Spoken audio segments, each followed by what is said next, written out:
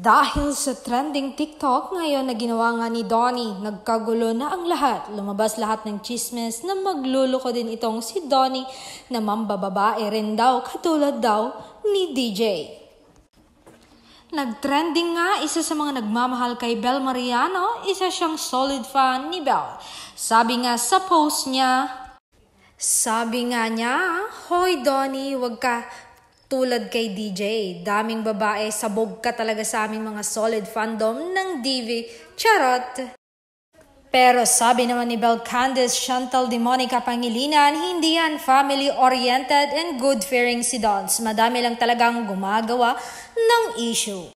At sabi naman ni Vauzelle Nando Abdullah, "Yes, ang daming issues ngayon, kakaloka, haha." Tapos yung Yasi daw, siniship kay Dons, dahil isa ding umano sa kalandian ni Donnie, the other girls. At ayon naman kay Bel Candice Chantal Demonica Pangilinan, umaayon ako sa kanya, ipagtanggol natin si Donnie and Bel. Puro naman po sila dada or chismis or issue Hindi naman po nila alam yon mga nangyayari. Haters lang talaga sila ni Ate Bel. Kasi maybe yon mga idol nila naghiwalay tas idadamay pa ang Don Bel natin. Private but not secret ang relationship ng Don Bel. Sumang-ayon naman si Nando Abdullah. Sabi naman niya, "Yes, Babs, wala silang alam. Dahil tanggapin man nila at hindi si Bel ay para kay Donnie. Kaya sila nagkakaganyan kasi di nila tanggap si Bel para kay Dons. Kaya kung kani-kanino nila siniship si Donnie sa ibang girls. Kaya ako bilang fan nila since 2020, di na nabago sa akin yan, Babs. Dahil simulat sa punto, andyan na sila para mangbash kay Bel. Kaya mahal na mahal ko yan si Bel. Ayaw ko nasasaktan siya."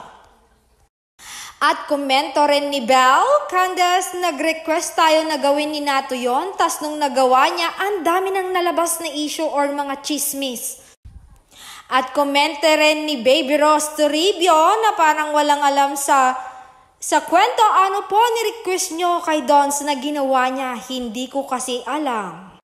At komento rin ni Marivic Zafra Landasan, "Kahit wala namang ginawa ng masama si Donnie, tapos kung ano-ano na lang ang binibitang nyo, di pa ba dapat ang pinapakita at sinasabing Don Bel? So ibig sabihin wala kayong tiwala kay Donnie. Ang tingin nyo kay Donnie, babaero siya. Hoy, nako, bihira naman kayo, parang ngayon lang nagjowa yan, tapos pinaghihinalaan pa ninyo."